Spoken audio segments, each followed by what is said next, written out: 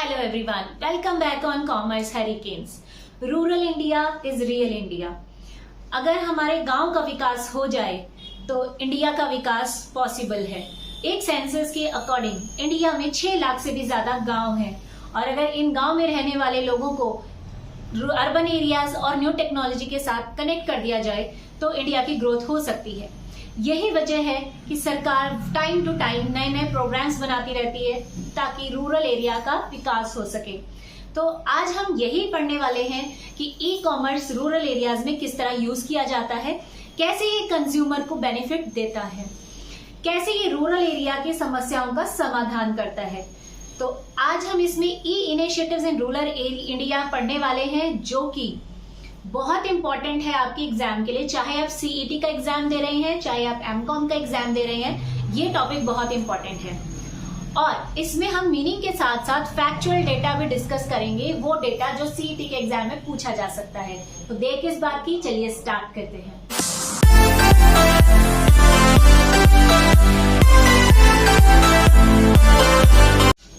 E commerce यानी कि electronic commerce.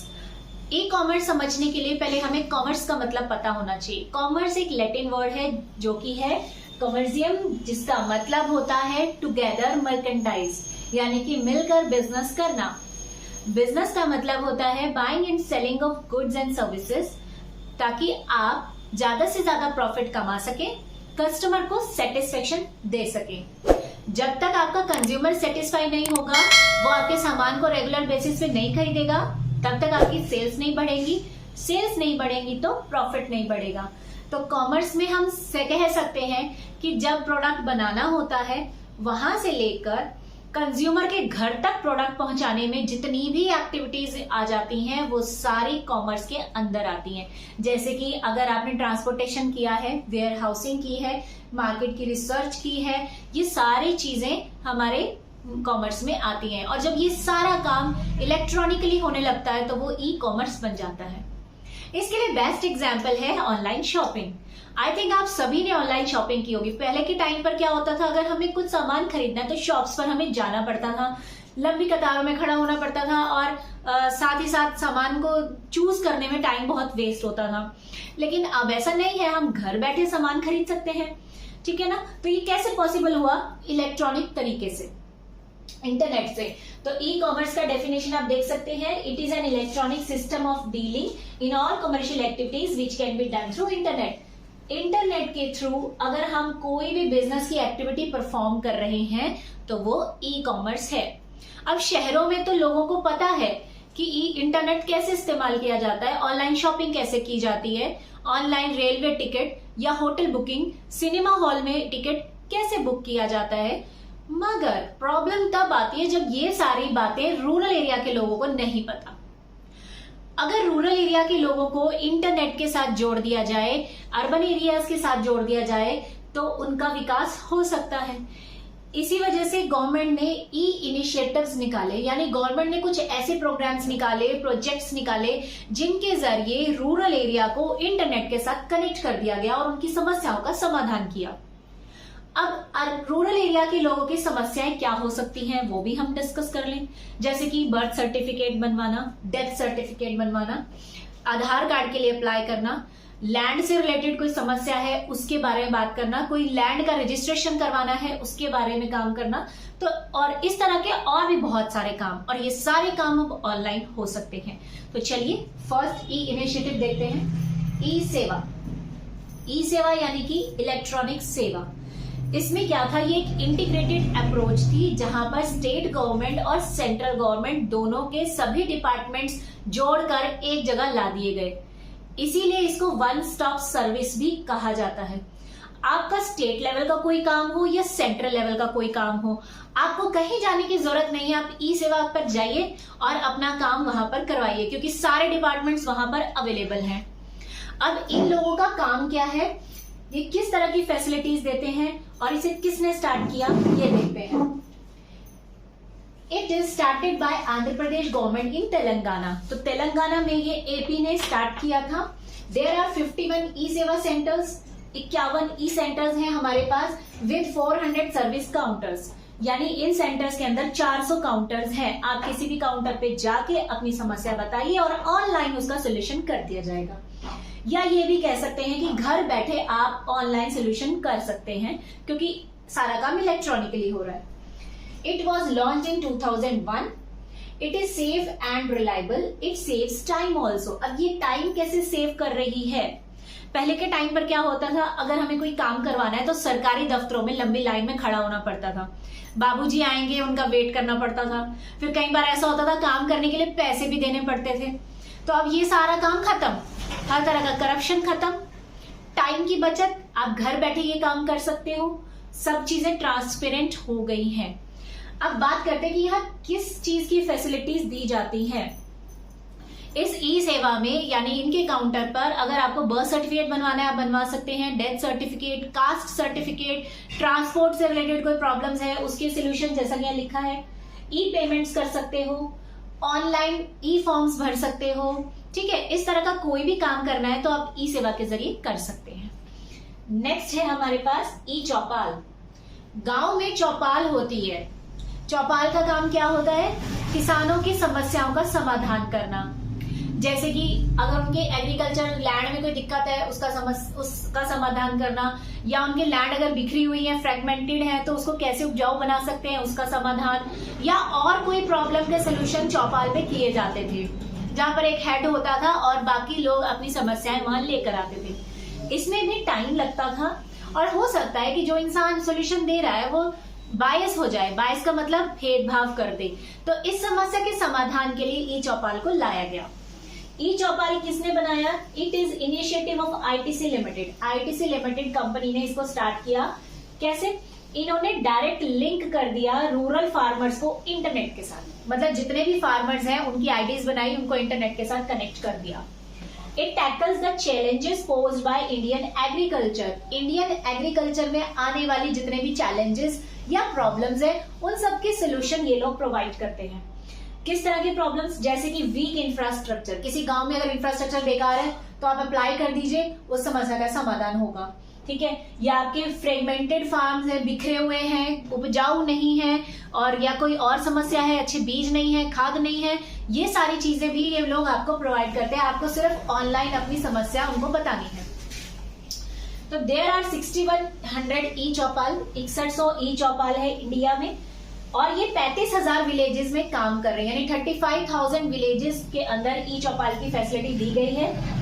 10 state इसमें काउंट हो रहे हैं। जैसे आपको पता है इंडिया में जितने भी स्टेट्स हैं उनमें से 10 स्टेट हैं जो इसके अंडर आ रहे हैं, जिनका नाम है मध्य प्रदेश, हरियाणा, उत्तराखंड, उत्तर प्रदेश, राजस्थान, कर्नाटका, केरला, महाराष्ट्र, आंध्र प्रदेश और तमिलनाडु। अब जैसे आपने सुना होगा ना रोबोट टी 2.0, 3.0, उसी तरीके से आईटीसी कंपनी ने 2020 में 4.0 ई चौपाल लॉन्च करी थी, जो अब हाईटेक इंफॉर्मेशन किसानों को दे रही है। किस तरह की इंफॉर्मेशन? कि वेदर फोरकास्टिंग के बारे में बता रही है कि आने वाले टाइम में वेदर कैसा हो सकता है, बाढ़ आने वाली है, बारिश होने वाली है, ताकि वो अपनी फसल को बचा सके। साथ ही साथ मार्केट्स के बारे में बताता है कि कहां पर अच्छी मार्केट्स उनको अवेलेबल हो सकती है सामान को बेचने के लिए, और क्रॉप मॉनिटरिंग यानी कि कैसे वो अपनी क्रॉप्स को अच्छा बना सकते हैं, उससे रिगार्डिंग वो इंफॉर्मेशन उनको प्रोवाइड करते हैं। नेक्स्ट है हमारे पास भूमि। आप इसका स्क्रीनशॉट भी ले लीजिए। भूमि कहां से बनकर आया ये नाम? जमीन से, लैंड से। अब आपको पता है कि हमारे देश में एग्रीकल्चर लैंड बहुत ज्यादा है और पीढ़ी दर पीढ़ी ये एक दूसरे के नाम ट्रांसफर होती रहती है। जैसे आज अगर किसी के नाम है तो उसकी डेथ के बाद उसके बच्चों के नाम होगी, फिर उनके डेथ के बाद आगे उनके बच्चों के नाम होगी। अब जब किसी की डेथ होती है तो ऑब्वियसली हमें लैंड के ओनर का नाम चेंज करवाना पड़ता है, और इस काम के लिए हम जाते हैं गवर्नमेंट ऑफिस। वहां पर हम क्या करते हैं, बताते हैं कि ये पर्सन की डेथ हो गई है, अब नया ओनर इसे बनाइए। फिर वो पेपर वर्क करते हैं, नया ओनर बनाते हैं। इसी तरह से जब जमीनों का बंटवारा होता है 3-4 भाइयों में, तो किसको कितनी जमीन दी जाएगी, जमीन का मेजरमेंट होता है, फिर किसका कितना हिस्सा है वो लिखा जाता है। ये सारा काम भी किया जाता है। अब ये सारा काम पहले मैनुअली होता था, ठीक है, तो अब इस चीज को क्या कर दिया गया, इंटरनेट के जरिए ई भूमि बना दिया गया। यानी कि अब ये लैंड से रिलेटेड जितने भी काम है सारे इंटरनेट के थ्रू होने लगे। जैसे आधार कार्ड पहले मैनुअली बनता था, अब ऑनलाइन आप अप्लाई कर देते हो, है ना, वैसे ही। अब थोड़ा सा इसका डेटा देख लेते हैं। This project started by Karnataka government. ये प्रोजेक्ट जो था कर्नाटक गवर्नमेंट ने स्टार्ट किया था और इसके अंडर वो 20 मिलियन से भी ज्यादा 20 मिलियन रूरल लैंड के रिकॉर्ड्स रख रहे हैं। ठीक है, इसने करप्शन को रिमूव किया और साथ ही साथ ट्रांसपेरेंसी को बढ़ावा दिया। अब करप्शन कैसे रिमूव हुआ? सपोज करते हैं, जैसे अगर आप नॉर्थ इंडिया को बिलोंग करते हो तो आपने तहसीलदार का ऑफिस सुना ही होगा और शायद कभी ना कभी आप गए भी होंगे। तहसीलदार का काम यही होता है ना, जमीनों का बंटवारा करवाना, मालिकों के नेम एक के दूसरे ट्रांसफर करवाना। अब क्या ये काम वो फ्री में करते हैं?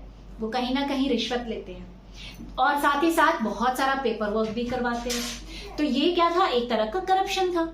गवर्नमेंट ने इस करप्शन को रोकने के लिए सारा काम अब ऑनलाइन कर दिया और इससे ट्रांसपेरेंसी भी आ गई। अब किसी भी तरह का धोखाधड़ी नहीं हो सकता। अब यहाँ पर एक खास बात है कि biometric finger authentication system use किया जाता है। बायोमेट्रिक पता ही होगा आपको, जैसे आप आधार कार्ड में के लिए जाते हैं तो आप अपना थंब इंप्रेशन देते हैं मशीन पर, फिंगर्स का इंप्रेशन देते हैं, है ना, मशीन पर आपकी फिंगरप्रिंट्स मेजर कर ले जाते हैं। वही चीज यहाँ भी है।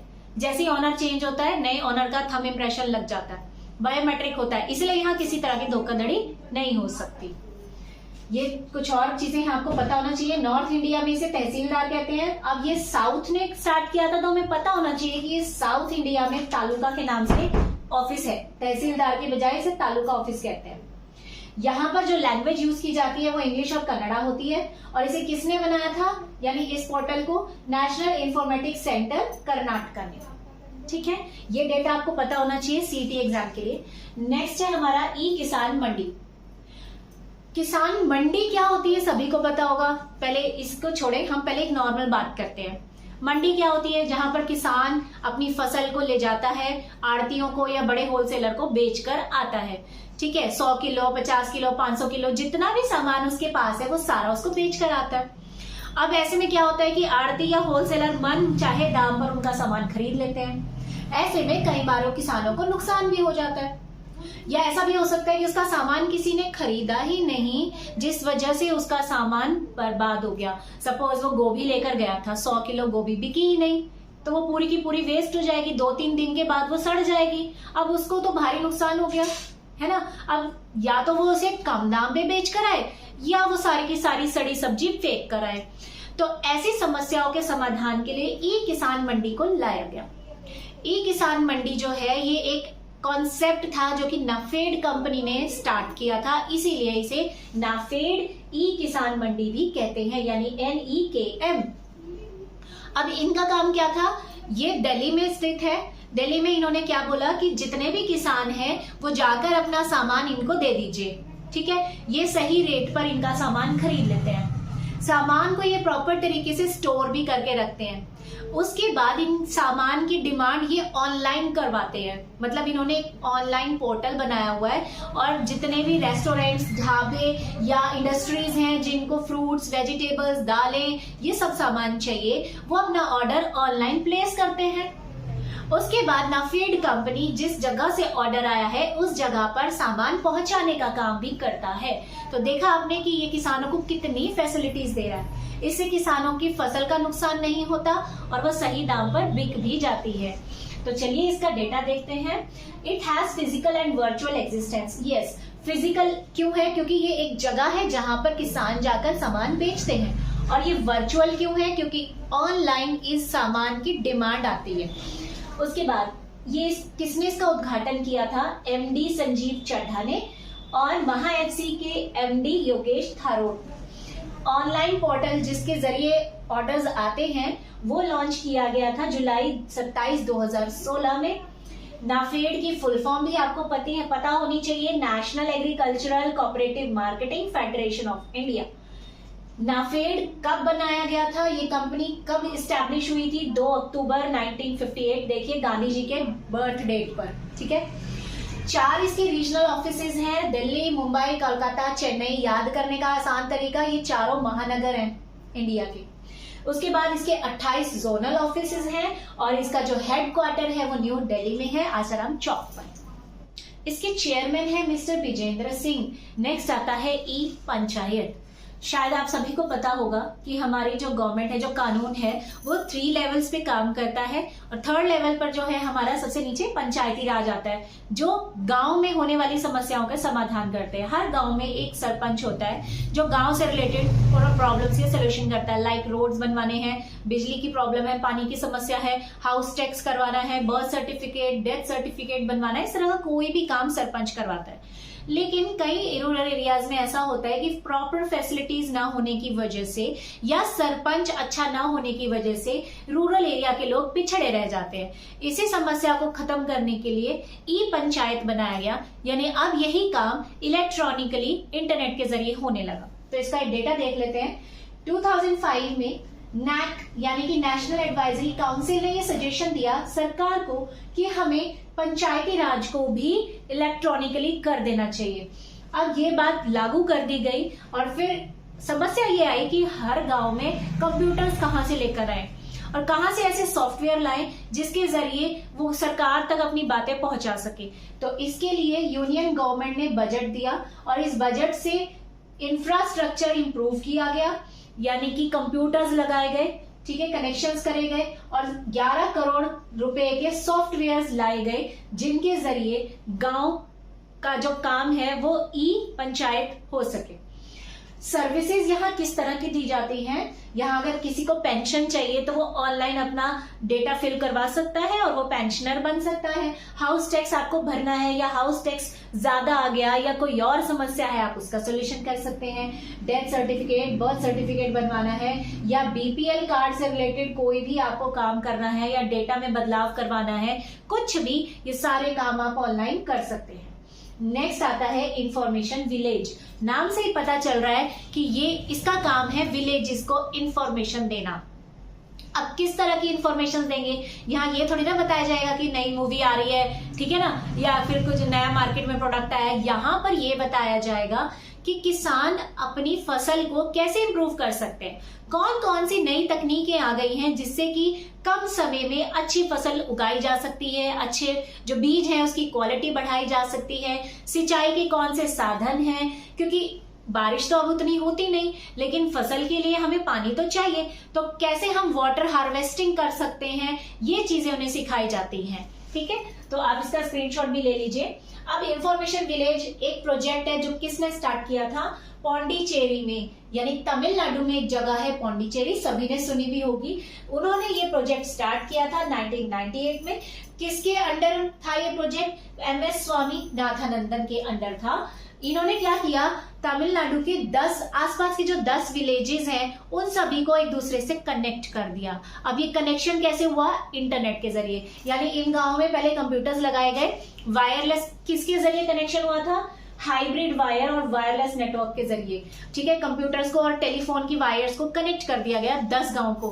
अब इसमें क्या हुआ कि जब हम कोई इंफॉर्मेशन दे रहे थे तो वो इकट्ठे 10 गांव के लोगों को मिल रही थी। अब यहाँ क्या इंफॉर्मेशन थी? एडवांस टेक्नोलॉजी, जैसा कि मैंने अभी आपको बताया कि कौन कौन से सिंचाई के साधन हैं, कौन से न्यू इक्विपमेंट है, अच्छे बीज कैसे हो सकते हैं, ये सारी बातें। अब इन्होंने बहुत अच्छा इनिशिएटिव लिया था और इसका रिजल्ट भी बहुत अच्छा आया है, इसीलिए इनको स्टॉकहोम चैलेंज अवार्ड दिया गया, क्योंकि ये गांव को बहुत अच्छा इंफॉर्मेशन दे रहे थे। और इसका अगर गांव का कोई पर्सन इस प्रोजेक्ट का हिस्सा बनना चाहता है तो इसके लिए क्वालिफिकेशंस क्या है? सिर्फ 8th क्लास पास होना चाहिए। जैसे ही आप 8th क्लास पास करेंगे आप इनका मेंबर बन सकते हैं। इसमें 3 मंथ्स की ट्रेनिंग दी जाती है और सबसे अच्छी बात यह है कि यहाँ पर जो इंफॉर्मेशन शेयर होती है वो लोकल लैंग्वेज में होती है, क्योंकि गांव के लोग ज्यादा पढ़े लिखे नहीं होते, तो आप अगर इंग्लिश में उन्हें समझाएंगे उन्हें समझ नहीं आएगा, और ऑब्वियसली तमिलनाडु में हिंदी में समझाएंगे तो भी समझ नहीं आएगा, प्रॉब्लम हो सकती है, कुछ को हिंदी आती है, कुछ को नहीं भी आ सकती, तो इसीलिए लोकल लैंग्वेज में यहाँ हर चीज की जानकारी दी जाती है। नेक्स्ट इनिशिएटिव का नाम है तारा हाट। शायद आप लोगों को पता होगा कि विलेजेस में हाट लगाया जाता है या बाजार लगाया जाता है जो हफ्ते में एक बार लगता है, जिसमें कि फ्रूट्स, वेजिटेबल्स या फिर क्लोथ्स, शूज और रोजमर्रा का जितना भी सामान है वो मिलता है। अलग अलग एरियाज के लोग वहां पर आते हैं, सामान बेचते हैं, एक तरह का मेला भी आप कह सकते हो। तो तारा हाट जो है ये इसी का कन्वर्जन है, यानी कि यही चीज अब ऑनलाइन होने लगी है। तो आप इसका चीज देख लीजिए, it got its name after हाट या बाजार, ठीक है। हाट के आगे तारा नाम डाल दिया। अब तारा नाम क्यों डाला गया? कुछ और भी डाल सकते थे, चांद भी डाल सकते थे, सूरज भी, तारा ही क्यों? क्योंकि तारा एक ऐसी ऑर्गेनाइजेशन है जिसने हाट को ऑनलाइन कर दिया।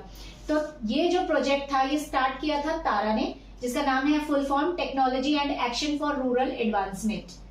तारा अकेले काम नहीं कर पा रहा था, इसीलिए उसके आगे सब्सिडरी यूनिट्स भी बनाई गई, यानी और लोगों ने भी इसका साथ दिया। और ये उसके सब्सिडरी यूनिट्स के नाम है तारा ढाबा, तारा बाजार, तारा वैन, तारा डाक, तारा गुरु, तारा स्काउट एंड तारा कार्ड। ये जो ऑर्गेनाइजेशन थी ये डेवलप की गई थी 1983 में, और ये एक नॉन प्रॉफिट ऑर्गेनाइजेशन है, यानी इनका मकसद प्रॉफिट कमाना बिल्कुल भी नहीं है। इनका मकसद है सिर्फ और सिर्फ रूरल एरिया के लोगों की मदद करना, ताकि जो लोग रूरल एरियाज में जाकर सामान नहीं खरीद सकते वो ऑनलाइन इनका सामान मंगवा सकते हैं, ठीक है। नेक्स्ट आता है हमारा दृष्टि, और ये हमारी लास्ट इनिशिएटिव है दृष्टि। ये ज्यादातर जो है लेडीज के लिए की गई है, क्योंकि गांव में क्या होता है कि जो जेंट्स हैं वो खेती बाड़ी करते हैं, मगर जब ऑफ सीजन आता है वो बेरोजगार हो जाते हैं। तो ऐसी कंडीशन में सरकार ने सोचा कि अगर गांव की औरतों को स्वावलंबी बना दिया जाए तो उनकी ये जो फाइनेंशियली प्रॉब्लम है सॉल्व हो सकती है। स्वावलंबी का मतलब खुद से पैसा कमाना, अपने ऊपर खर्चा करना। अगर फीमेल्स भी कमाने लगेंगी तो जेंट्स का हाथ बटेगा, घर में पैसा आएगा, जब पैसा आएगा तो स्टैंडर्ड ऑफ लिविंग बढ़ेगा। इसी बात को ध्यान में रखते हुए गवर्नमेंट ने दृष्टि नाम का प्रोजेक्ट स्टार्ट किया। दृष्टि बेसिकली है क्या? ये एक सोशल ऑर्गेनाइजेशन है जो कि विलेजेस में काम कर रही है 2003 से, ठीक है। इसका एम क्या है? सिंपल सी बात जो मैंने अभी बताया, इनका मकसद है औरतों को स्वावलंबी बनाना, उनको काम करना सिखाना। अब यहाँ पर किस तरह का काम सिखाया जाता है? ऐसा काम जिससे कि वो अपनी लिवलीहुड कमा सके, यानी अपनी जिंदगी जीने के लिए पैसा कमा सके। यहाँ छोटे छोटे काम सिखाए जाते हैं, जैसे कि चटाई बनाना, स्वेटर सिलाई, कढ़ाई, दरियां बनाना, इस तरह की चीजें। जिन लेडीज को ये काम आता है वो आराम से कर रही हैं और ऑर्डर प्लेस हो जाता है, उनको पैसा मिलता है। जिनको ये काम नहीं आता उन्हें सिखाया जाता है ताकि वो अपने काम कर सके, सामान को बेचकर पैसा कमा सके। इसमें सिर्फ यही चीजें नहीं आती, इसमें और भी बहुत सारी चीजें आती है, जैसे टिफिन सर्विस हो गया या दूध की डेयरी होना। तो अब औरतें भी मर्दों के साथ कंधे से कंधा मिलाकर काम कर रही है और पैसा कमा रही है, जिससे कि रूरल एरिया की स्थिति बढ़ रही है, मतलब इंप्रूव हो रही है। तो इसी के साथ हमारा आज का टॉपिक खत्म होता है। नेक्स्ट वीडियो में हम ई कॉमर्स के जो टॉपिक्स रह गए हैं वो कवर करेंगे। अगर आपका कोई डाउट है तो कमेंट सेक्शन में जरूर बताइएगा। Have a good day.